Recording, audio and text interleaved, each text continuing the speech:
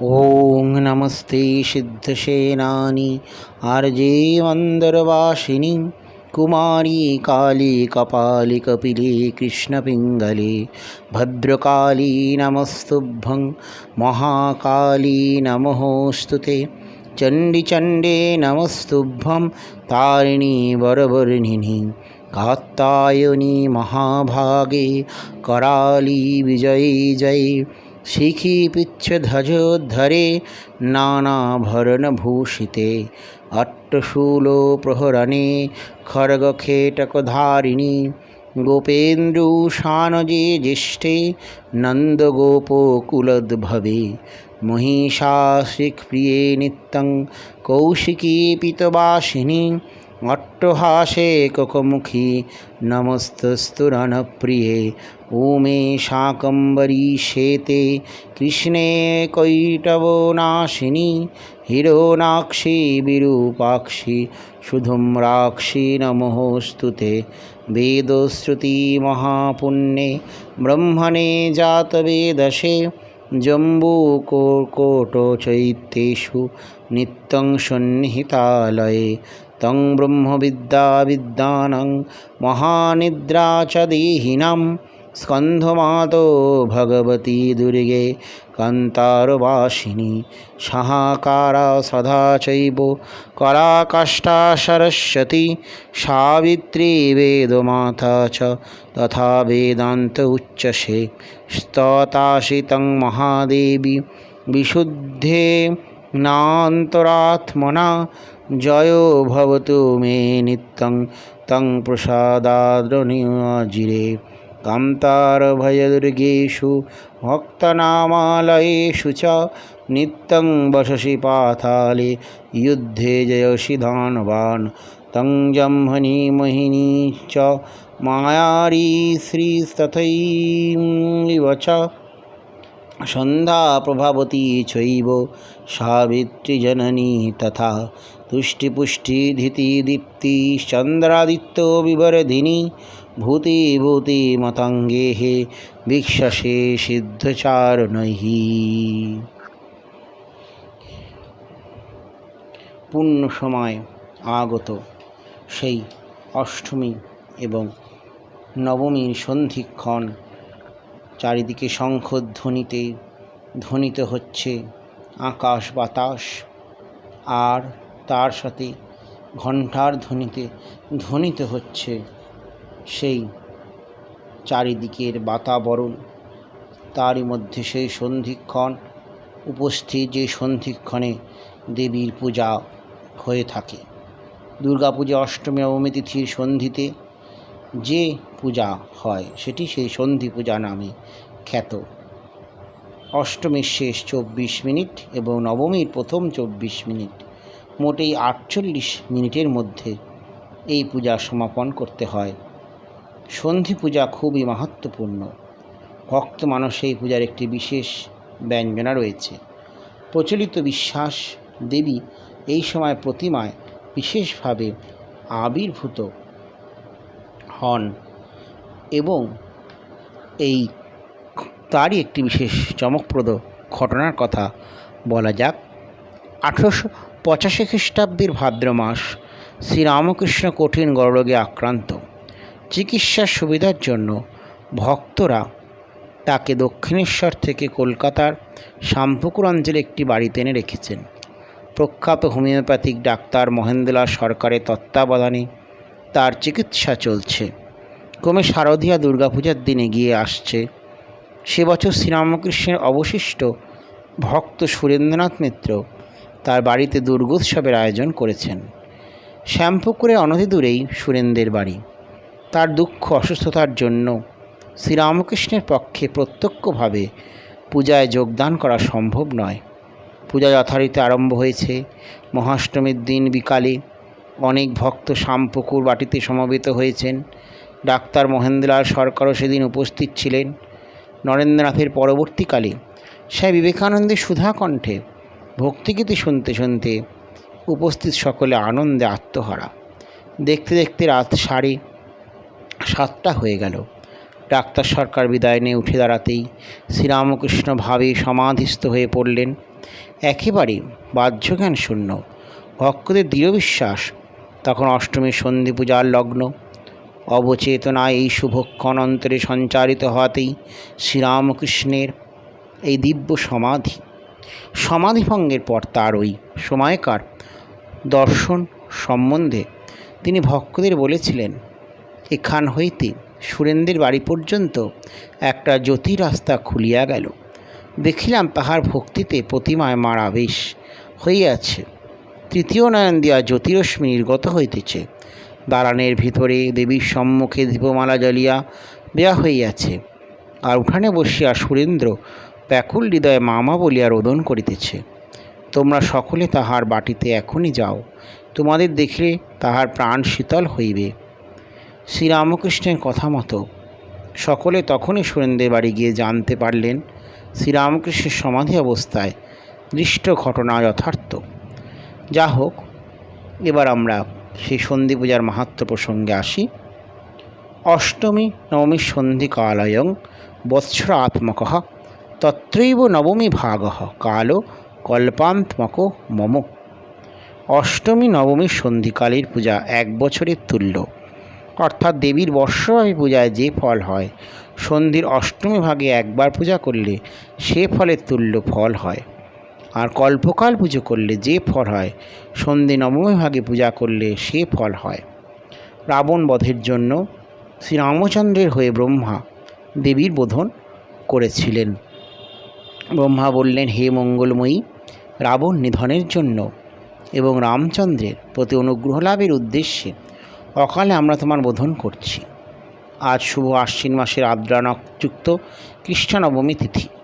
এই শুভ দিনে আমরা সংকল্প করছি, আজ থেকে যতদিন পর্যন্ত না রাবণ বধ হয় ততদিন পর্যন্ত আমরা তোমার পূজা করে যাব। এই বলে অন্যান্য দেবগণ সহ ব্রহ্মা দেবী স্তব করতে লাগলেন। দেবতারা স্তবে তুষ্ট হয়ে দেবী নিদ্রা ত্যাগ করে জাগরিতা হলেন এবং দেবগণকে তাদের প্রার্থিত বর প্রদান করলেন। দেবী বললেন, আমার বরে আজ মহা বল হল রাক্ষস কুম্ভকর্ণ ত্রয়োদশী তিথিতে লক্ষণের অস্ত্রে অতিকায় নিহত হবে। অমাবস্যায় নিশীতে লক্ষণ মেঘনাথকে বধ করবেন। প্রতিপদে মকরাক্ষ এবং দ্বিতীয়াতে দেবকান্তি রাক্ষসগণ নিহত হবে। সপ্তমীতে আমি রামচন্দ্রের অস্ত্রে প্রবেশ করব। অষ্টমীতে রাম রাবণে ভয়ঙ্কর যুদ্ধ হবে। অষ্টমী নবমীর সন্ধিক্ষণে রাবণের দশশির ছিন্ন হবে, কিন্তু তার মৃত্যু হবে না। রাবণের দশমস্তক পুনর্যোজিত হয়ে বারবার তাকে জীবিত করবে। অবশেষে নবমীর অপরাহ্নে রাবণ বধ হবে। দেবী যেমন বলেছিলেন ঠিক সেইভাবে অষ্টমী নবমীর সন্ধিতে রামচন্দ্র রাবণের দশমুণ্ড ছেদ করেছিলেন। পাতয়া মাস ও দশবই মস্তকান কাল সন্ধিকে। আর অবশেষে নবমীর অপরাহ্নে রামচন্দ্রের হাতে রাবণ নিহত হলেন। নবম মান অপরাহ্নে বই পাতয়া মাস রাবণম।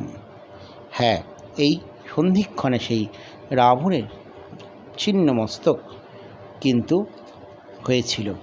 তারপরেই কিন্তু বিশেষভাবে সেই সন্ধি পুজো হয়েছিল।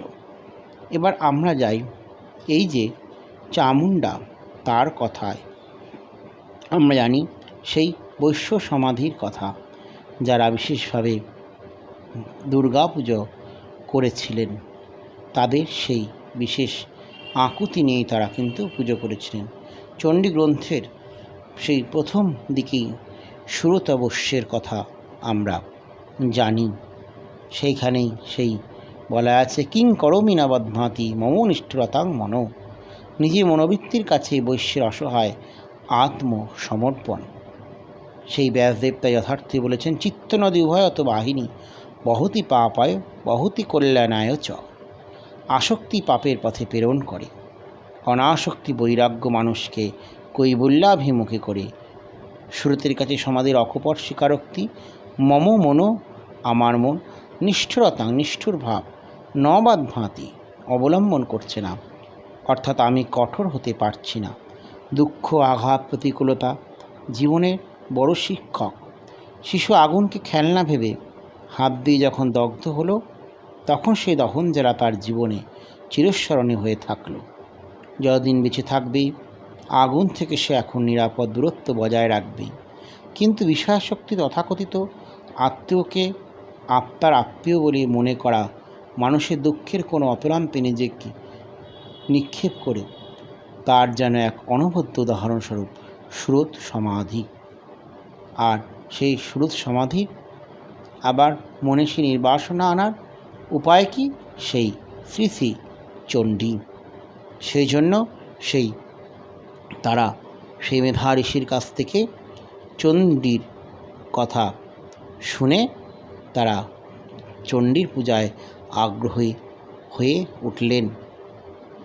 সেই থেকেই চণ্ডীর যে পুজো সেটি তারা করতে শুরু করলেন এবং সেই চণ্ডী সেই দেবী মাহাত্ম্যেই যে আছে, সেই দেবী মাহাত্ম্যের মধ্যেই আমরা চণ্ডী সেই পাই, চণ্ডীর কথা পাই এবং সেই চণ্ডী থেকেই আবার সেই চামুণ্ডা কথাটিও পাব। তাহলে কি? চণ্ডমুণ্ডে বধের পর অগণিত সৈন্য পরিবেষ্টিত হয়ে শুম্ভ যুদ্ধযাত্রা করলে দেবী চণ্ডিকার সাহায্যার্থে সেখানে উপস্থিত হলেন বিভিন্ন দেবশক্তি। চণ্ডী গ্রন্থের ভাষায় তারা মাতৃগণ। মাতৃগণের সংখ্যা সম্বন্ধে মতভেদ লক্ষ্য করা যায়।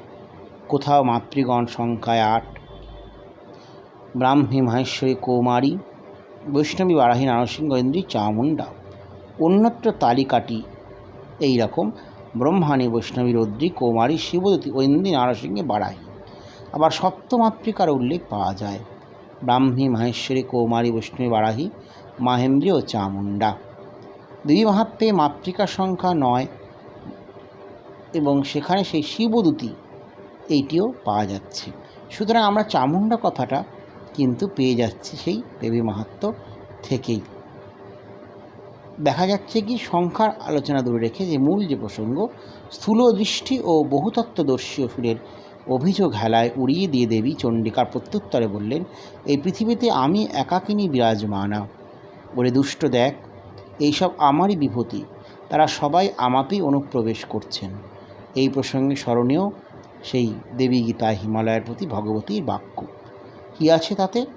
ন তদস্তি মায়া তক্তং বস্তু কিঞ্চিৎ চরম যদ্যস্তি চিত্ত ছুনাৎ সাদ বন্ধাপুত্র পুমং হিতৎ। স্থিতি গতিশীল এমন কোনো বস্তুর সত্তাই নেই যা আমার থেকে ভিন্ন।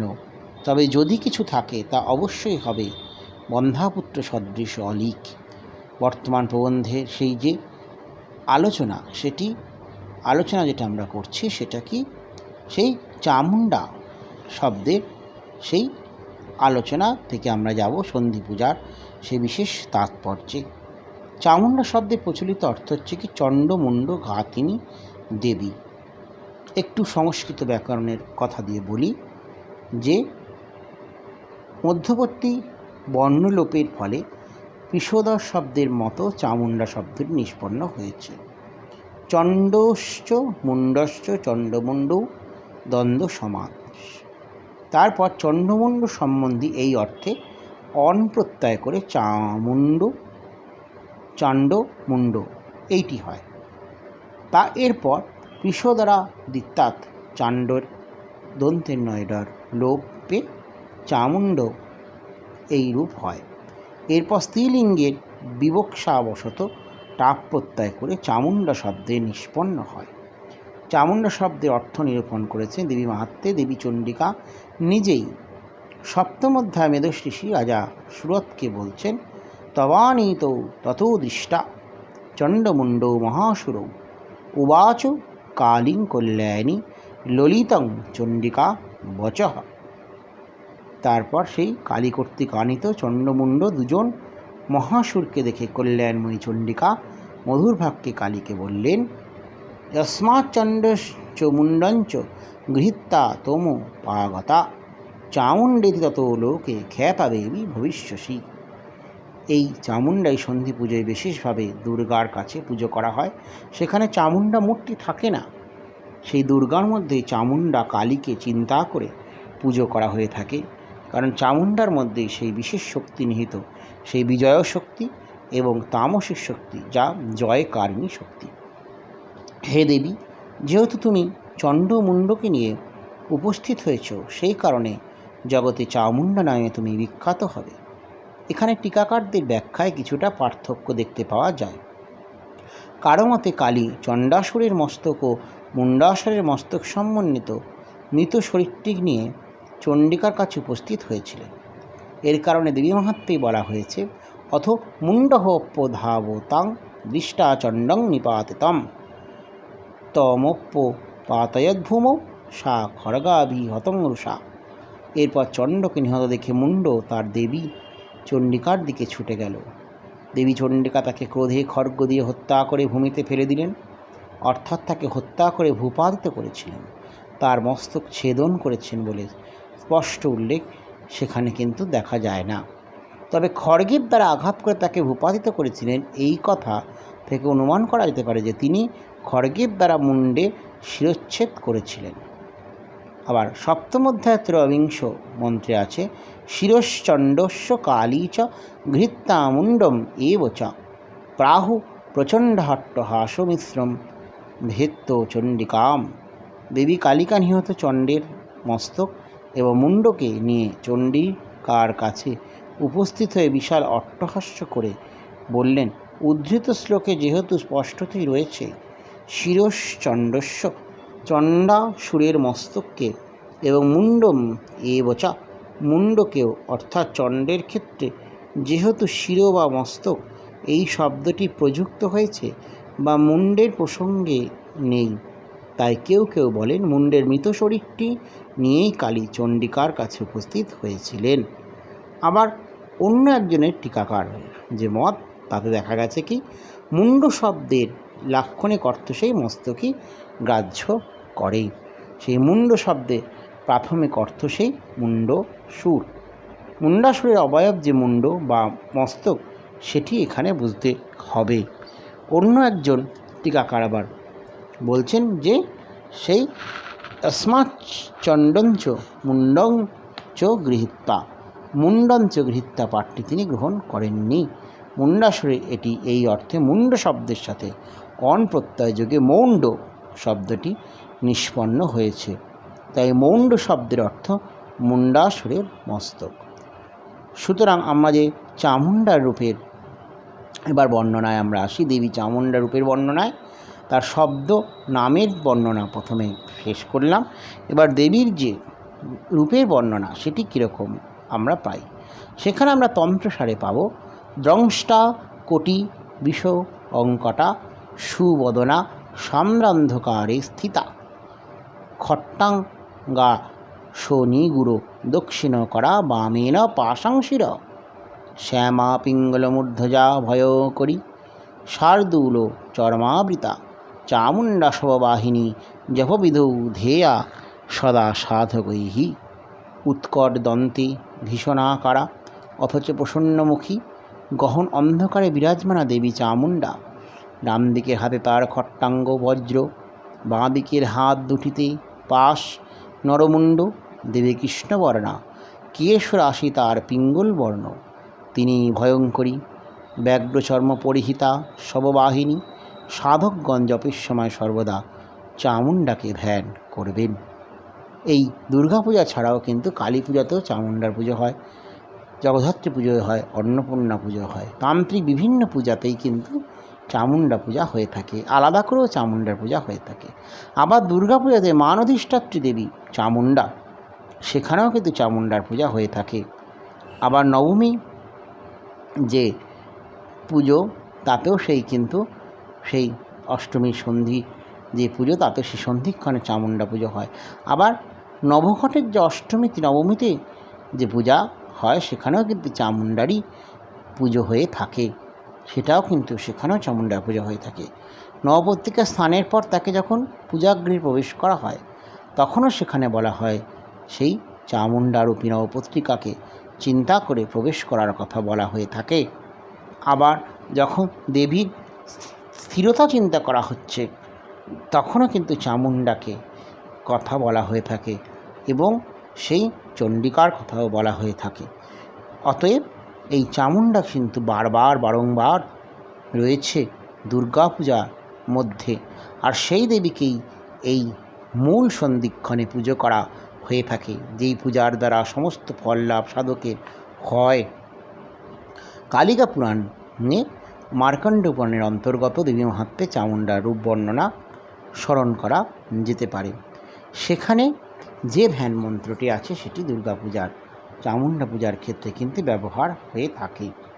নীলোৎপলোদলো শ্যামং চতুর্বাহু সমন্বিতা খট্টাঙ্গং চন্দ্রহাসঞ্চ বিভ্রতি দক্ষিণে কারি বামে চরমচ পাশঞ্চ ঊর্ধ্বদো ভাগত পুনঃ দধৌতি মুণ্ডমালং চ ব্যগ্রচরমোধরাম্বরা ত্রিসাঙ্গে দিঙ্ঘদংষ্টা চ অতি দীর্ঘাতি ভীষণা লোলজিহ্বা নিম্নরক্তনয়না নাদভৈরবা কবন্দো বাহুনা শিরা বিস্তারো শ্রবণাননা ঈশা কালী সমাখ্যাতা চামুণ্ডা ইতি কথ্যতে।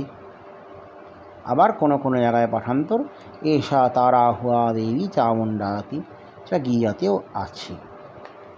দেবী চামুণ্ডা নীলোৎপলদের পাপড়ির মতো শ্যামবর্ণা, চতুর্ভুজা, ডান দিকে দুই হাতে উপরে ও নিচে যথাক্রমে খট্টাঙ্গ লৌহময় যষ্টি খড়গ, বাঁ দিকে সেই রকম ঢাল ও রজ্জুরূপ অস্ত্র পাশাস্ত্র। তিনি মুণ্ডমালা ধারিণী, পরিধানে তার ব্যগ্রচর্ম ক্ষীণতনু, স্থূলাকার দীর্ঘদন্ত বিশিষ্টা দীর্ঘাঙ্গী, ভীষণাকার তার জিহ্বা লক লক করছে, কঠোরগত রক্তবর্ণ চক্ষু বিশিষ্টা তিনি, নাদরতা এবং সেই কারণে অত্যন্ত ভয়ঙ্কর অসুরের মুণ্ডহীন দেহ, কবন্দরূপ বাহনে তিনি উপবিষ্টা, সুবিস্তৃত তার কর্ণ মুখাবয়ব। তিনি চামুণ্ডাকালী নামে অভিহিত, অথবা এই দেবী চামুণ্ডা ও তারা নামেও অভিহিত হন। দেবী মাহাত্ম্যের অন্তর্গত দেবীর ধ্যান মূর্তিটিও আবার আমরা এবার দেখছি।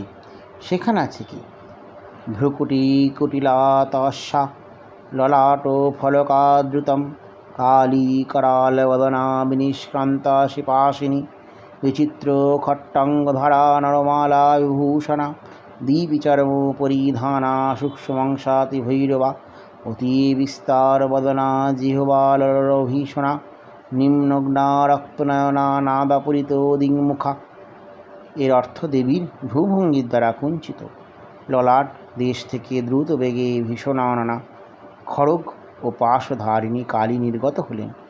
তিনি অদ্ভুত খট্টাঙ্গ বা লৌহ নির্মিত যষ্টি বিশেষ ধারিণী, নরমুণ্ডের মালারূপ, অলঙ্কারযুক্তা, ব্যগ্রচর্ম পরিহিতা, সূক্ষ্মাংশময় দেহযুক্তা এবং অত্যন্ত ভয়ঙ্করী।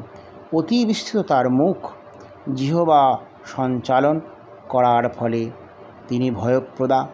তার চোখ কঠোরগত ও রক্তবর্ণ এবং তিনি সিংহাসন দিকমণ্ডল পূরণকারিণী। অগ্নিপুরাণে অম্বাষ্টকম উল্লেখ রয়েছে। সেখানে 50তম অধ্যায়ে চামুণ্ডা রূপ বর্ণনায় উল্লেখিত হয়েছে যে তিনি কটরাক্ষী, ত্রিনেত্রা এবং তার শরীর মাংসহীন। তিনি ঊর্ধ্বকেশী ও কৃশধরী। তিনি ব্যগ্রচর্ম পরিহিতা।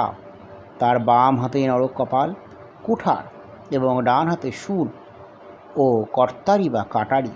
তিনি সবারুড়া এবং অস্থিভূষণ সজ্জিতা। এই চামুণ্ডার 8 প্রকার বিভিন্ন মূর্তির বর্ণনা আছে, যারা অম্বা অষ্টক নামে সেখানে উল্লেখিত হয়েছেন। অগ্নিপুরাণের সেই মূর্তিগুলি রুদ্রচর্চিকা, রুদ্র চামুণ্ডা, মহালক্ষ্মী, সিদ্ধ চামুণ্ডা, সিদ্ধ যোগেশ্বরী, রূপবিদ্যা, ক্ষমা ও দন্তরা। হ্যাঁ, এই যে চামুণ্ডা যে রূপগুলি সেগুলি বিভিন্ন রকম প্রত্নতাত্ত্বিক দেবী মন্দিরের মধ্যেও কিন্তু দেখা যায়। প্রাচীন নিদর্শন চামুণ্ডা মূর্তি হিসাবে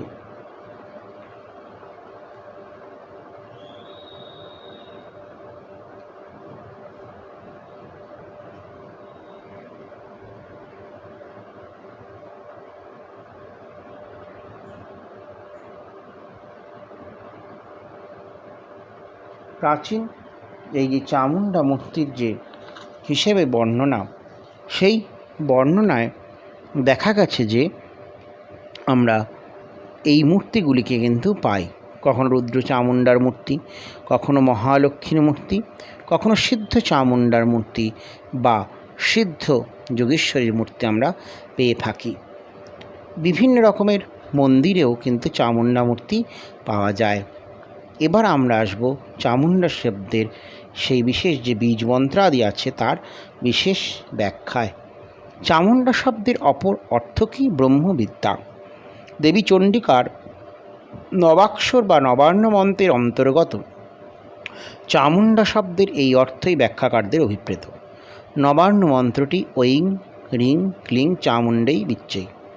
এই চামুণ্ডা মন্ত্রের অর্থ প্রকাশক তন্ত্রোক্ত শ্লোকগুলি নিম্নরূপ: নিধীত নিখিল ধামতে নিত্যমুক্তে পরাৎপরে অখণ্ড ব্রহ্মবিদ্যা ওই চিদানন্দ স্বরূপিণী অনুসন্দ ধমহে নিত্যং বয়ং তাং হৃদয়াম্বুজে ইথং বিজ্ঞাপয় তেষা ইয়া কল্যাণী নবাক্ষরী অশ্বা মহি মৌলেশয়পি গদিতুং কেন শক্যতে।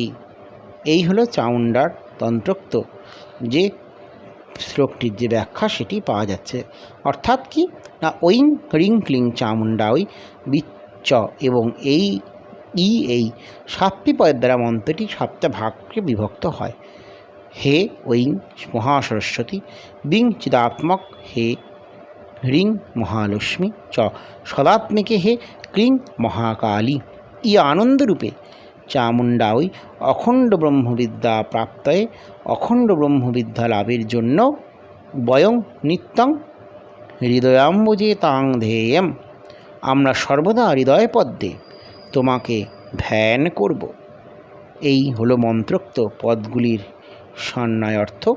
ঐঙ্কারের দ্বারা সম্বোধিত সেই মহাসরস্বতী বিবরণ দ্বীপে গিয়ে উপরে উদ্ধৃত শ্লোকে বলা হয়েছে নিধূত নিখিল ধান্তে। ঐঙের অর্থ জ্ঞান, জ্ঞানের দ্বারাই অজ্ঞানের নাশ হয়। মহাসরস্বতীকে সেই নিধূত নিখিল ধান্তা বলা হয়েছে। নিধূত নিখিল ধান্তা খুব সুন্দর। সেই জ্ঞানের দেবী সরস্বতীও সেইখানে রয়েছেন। আমরা আসব পরপর যে সবাই সেই চামুণ্ডার মধ্যে রয়েছে। তারপরে কি আছে? নিধূত অর্থাৎ বিধ্বস্ত হয় নিখিল সমস্ত ধান্ত অজ্ঞান অন্ধকার, যার দ্বারা ঋঙ্কারের দ্বারা সম্বোধিত মহালক্ষ্মীর বিবরণে বলা হয়েছে নিত্যমুক্তে। যিনি নিত্যমুক্ত মহালক্ষ্মী, তিনি নিত্যমুক্তা। নিত্যত্বের যে অর্থ সেটা কি? কালত্রয়ে অভাদত্ত। মহালক্ষ্মী সদাত্মিকা, তাই নিত্যমুক্তা। ক্লিং পদের দ্বারা সম্বোধিত মহালক্ষ্মী বিবরণে বলা হয়েছে পরাৎপরে, অর্থাৎ মহাকালী পরাৎপরা বা আনন্দরূপিণী। সে আনন্দ হল সর্বাতিশয়ী পরম উৎকৃষ্ট। ক্লিং এই কামবীজের দ্বারা সম্বোধিতা মহালক্ষ্মী, তাই পরাৎপরা। বিচ্ছে এটিও সম্বোধনে। এর অর্থ চিৎ সত্যানন্দরূপিণী। বীচ এবং ই এই তিনটি নিয়ে বিচ্ছে বিদ। এই সম্বোধন পদের অর্থ হল চিদ্রূপিণী। বিদ পদের অর্থ যে জ্ঞান তো প্রসিদ্ধই। এটি ঐং এই বীজের দ্বারা সম্বোধিতা মহাসরস্বতীর বিশেষণ। চ এই শব্দের অর্থ সদ্রূপে বা সত্যরূপে। এটি রিং এই বীজের দ্বারা সম্বোধিতা মহালক্ষ্মীর বিশেষণ। ই পদের অর্থ হল আনন্দরূপিণী। এটি ক্লিং এই বীজের দ্বারা সম্বোধিতা মহাকালী বিশেষণ। চামুণ্ডা শব্দের অর্থ হল মোক্ষের কারণীভূত নির্বিকল্প বৃত্তিবিশেষ। চুমং অর্থাৎ আকাশাদি সমূহরূপ সেনা ডাতি ল এবং ডয়ের অভেদবশত ডয়ের জায়গায় ল করে লাতি এই পদ পাওয়া যায়। এর মানে আদত্তে অর্থাৎ গ্রহণ করেন বা সংহার করেন। তাৎপর্য হল সাত্ম সাক্ষাৎকারের দ্বারা অজ্ঞান অন্ধকার বিনাশ করে যে নির্বিকল্প বৃত্তিবিশেষ, তাই চামুণ্ডা অর্থাৎ ব্রহ্মবিদ্যা। এই ব্রহ্মবিদ্যায় সেই নির্বিকল্প যে বৃত্তি সৃষ্টি করে এবং অজ্ঞানকে কিন্তু নাশ করে। এই জন্য চামুণ্ডার পূজার মধ্যে বিশেষত্ব এবং এই ফল লাভ সেই ব্রহ্মজ্ঞানের দিকে, আত্মজ্ঞানের দিকে আমাদেরকে নিয়ে যায় ভগবতীর পাদপদ্মের মাধ্যম দিয়ে। চামুণ্ডা শব্দের উত্তর চতুর্থী বিভক্তিটি তদার্থে। অতএব অর্থ হলো সেই ব্রহ্মবিদ্যাকে লাভ করার জন্য এরপরে মন্ত্রে আর কোনো পদ না থাকলেও বয়ং তা হৃদয়ম্বুজে নিত্যম আনন্দ সন্দধমহি এই পদগুলি অধ্যাহার করে নিতে হবে। অর্থাৎ আমরা তোমায় সর্বদা হৃৎপদ্মে ধ্যান করব। এই কাকে ধ্যান করব? সেই দেবী চামুণ্ডাকে ধ্যান করব, যিনি সেই কি ব্রহ্মবিদ্যা।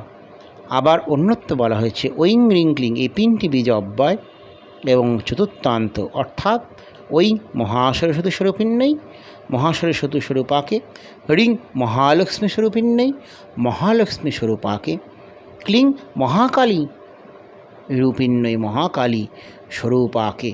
হ্যাঁ, সেই কি ঐং রিং ক্লিং, এর মধ্যে সেই মহাসরস্বতী আছেন, মহালক্ষ্মী আছেন, মহাকালীও আছেন। এই তিনটিরই একত্রিত অবস্থা বিচ্ছে। এটিও এই মতে একটি অখণ্ড অব্যয় এবং চতুর্থান্ত, অর্থাৎ হলো চিদ সদানন্দ রূপিণ্যই, চিৎ সদানন্দ রূপিণীকে।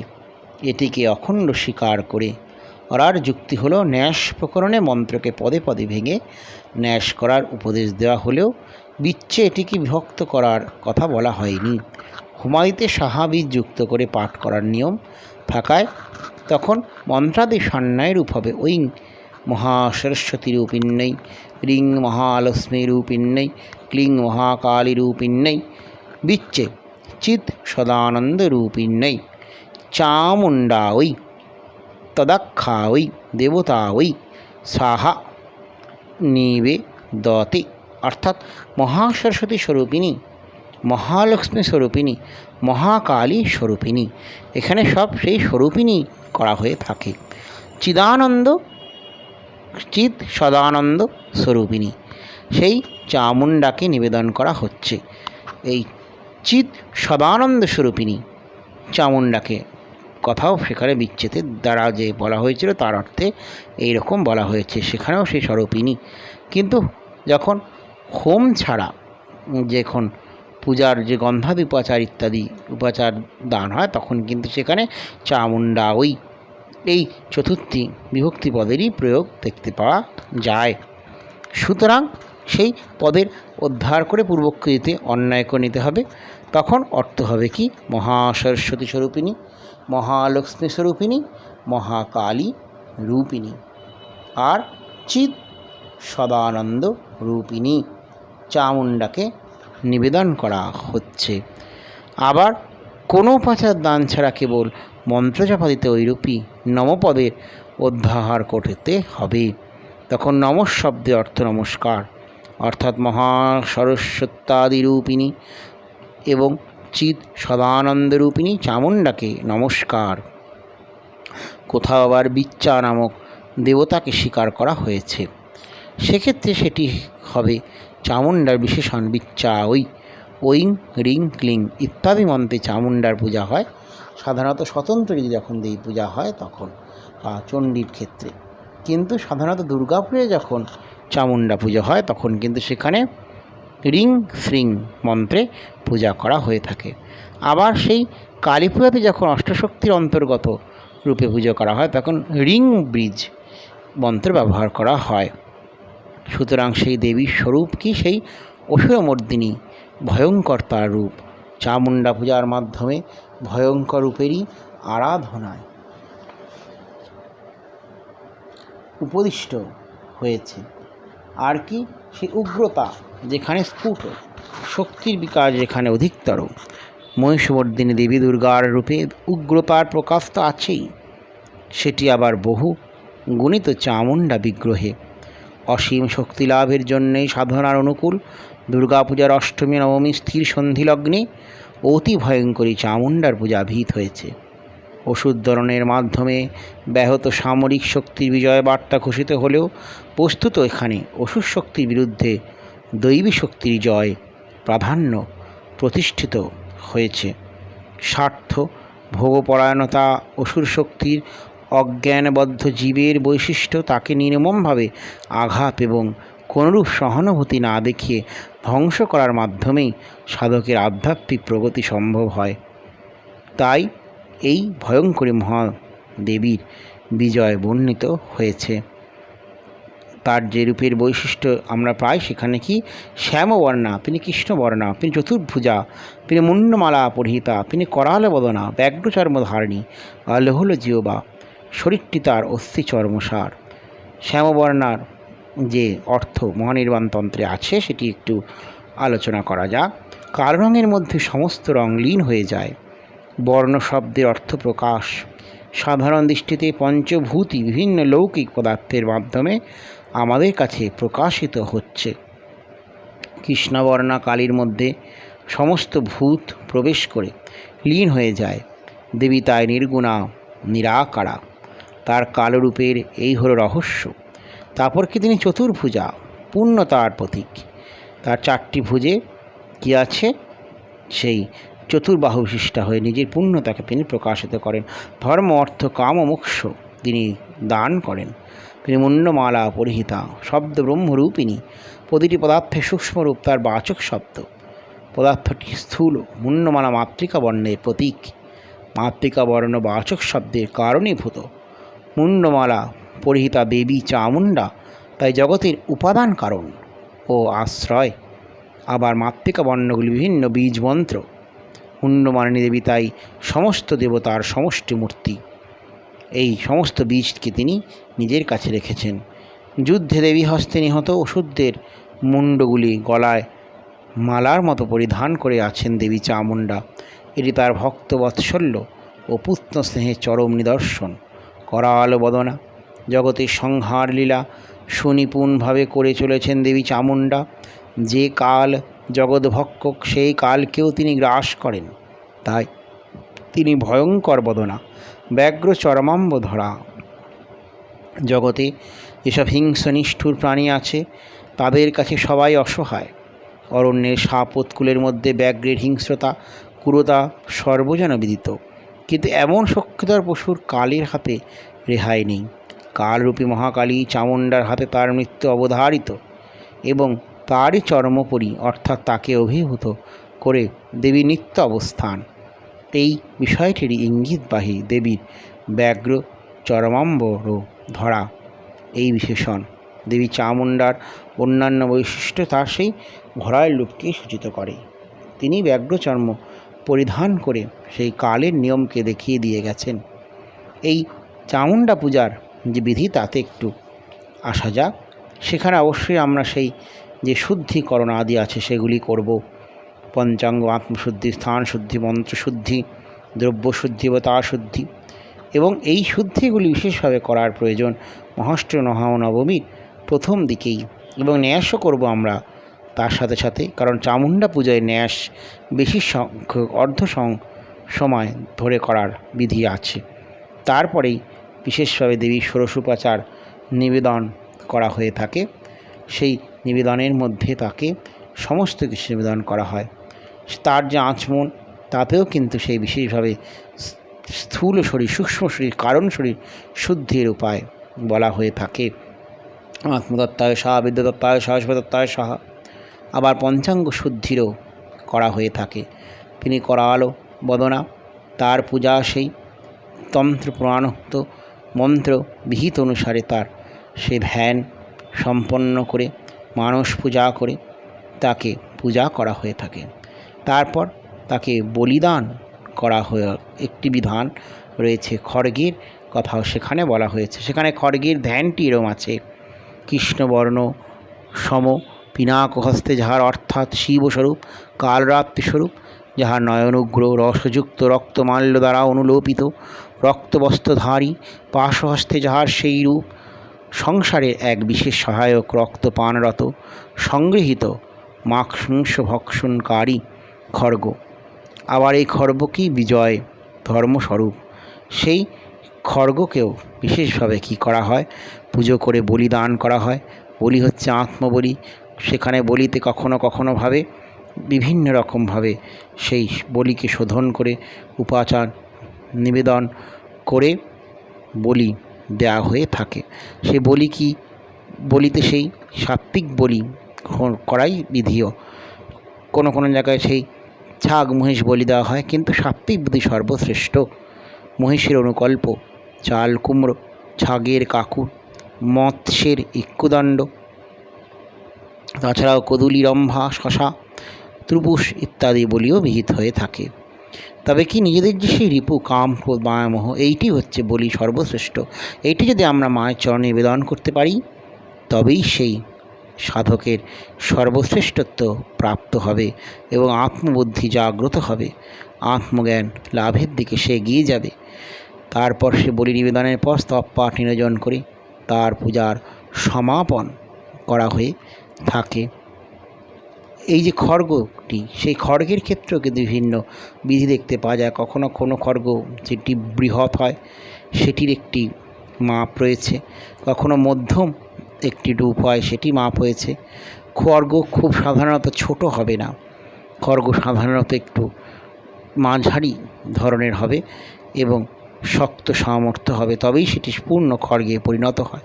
সেই খড়গের দ্বারাই বলি দেওয়া হয়, সন্ধি পূজায় বলি নিবেদন করা হয় এবং দীপমালা নিবেদন করা হয়, আর শত পদ্ম নিবেদন করা হয়। সেই পদ্মের পুষ্পাঞ্জলিও দেবীকে আমরা নিবেদন করি। মহিষগ্নি মহামায়ে চামুণ্ডী মুণ্ডমালিনী আয়ুরারোগ্য বিজয়ং দেহি দেবী নমস্তুতি। আমরা সে আয়ু আরোগ্য বিজয় তার কাছে প্রার্থনা করি। আর কি, তিনি তাকে দীপমালা নিবেদন করি। সেই দ্বীপ, যেই দ্বীপ কি সংসারের অন্ধকার নাশ নিমিত্ত, সেই দীপমালা তুমি পবিত্র জ্যোতির প্রাপ্ত হও। হে দেবী, কৃপাপূর্ব পবিত্র এই দীপমালিকা তুমি গ্রহণ করো। এই পবিত্র জ্যোতিস্বরূপ দীপমালা তাকে আমরা নিবেদন করি। এই নিবেদনের পরে তার সেই পুষ্পাঞ্জলি নিবেদন করে তার স্তব আমরা বিশেষভাবে প্রার্থনা তার প্রতি আমরা করে থাকি। সেই স্তব, সেই খুব সুন্দর, সেই যখন শ্রীকৃষ্ণ অর্জুনকে যুদ্ধ সময়ে সেই স্তব করতে বলেছিল, সেই স্তবের দ্বারা আমরা তাকে তুষ্ট করার চেষ্টা করে থাকি। এইটি বিশেষত্ব এই স্তবের মধ্যে দিয়ে। তাতে আমরা বলি, হে আর্যে নমস্তে সিদ্ধ সেনানি, হে আর্যে, হে পুরনোক্ত মন্দর পর্বতবাসিনী কুমারী কালী কপালী কপিলে কৃষ্ণ পিঙ্গলে তোমাকে নমস্কার করি। হে ভদ্রকালী, তোমাকে প্রণাম। হে মহাকালী, তোমাকে প্রণাম। হে চণ্ডী তারিণী বড় প্রদায়িনী, তোমাকে নমস্কার। হে কাত্যায়নী মহাভাগে করালি বিজয়ে জয়ে ময়ূরপুচ্ছধ্বজ ধারিণী নানাবিধ অলঙ্কার সজ্জিতে অষ্ট অস্ত্রপ্রহরণী খড়গখীটক ধারিণী কৃষ্ণাম্বুজে নন্দগোপ বসে যাতা চেষ্টা সর্বদা মহিষাসুর রক্তপ্রিয়ে কৌশিকী পীত হলুদ বস্ত্র ধারিণী অট্টহাসে যুক্তা রক্তপদ্মমুখী যুদ্ধপ্রিয়ে তোমাকে প্রণাম করি। হে উমে শাকম্বরী শ্বেতবর্ণা কৃষ্ণবর্ণযুক্তা কৈটবনাংশক অসুরনাশিনী হিরণ্যাক্ষী বিরূপাক্ষী সুধম্রাক্ষী, তোমাকে প্রণাম। এইভাবে আমরা তাকে বিশেষভাবে প্রণাম জানাই এবং সেই প্রণাম স্তবের মাধ্যম দিয়ে তিনি পরিতুষ্ট হয়ে আমাদের যেন আশীর্বাদ করে। সকলের মঙ্গল হোক, সকলের শান্তি লাভ হোক, সকলের মধ্যে সেই ব্রহ্মবিদ্যা স্বরূপিণী চামুণ্ডা শক্তি যেন কৃপা করেন, এই প্রার্থনা করি। ওং দংষ্টাকরালবদনে শিরমালা বিভূষণে চামুণ্ডে মুণ্ডমথনে নারায়ণী নমস্তুতে। ওম শান্তি শান্তি শান্তি। হরি ওম তৎসৎ। শ্রী দুর্গার্পণমস্তু।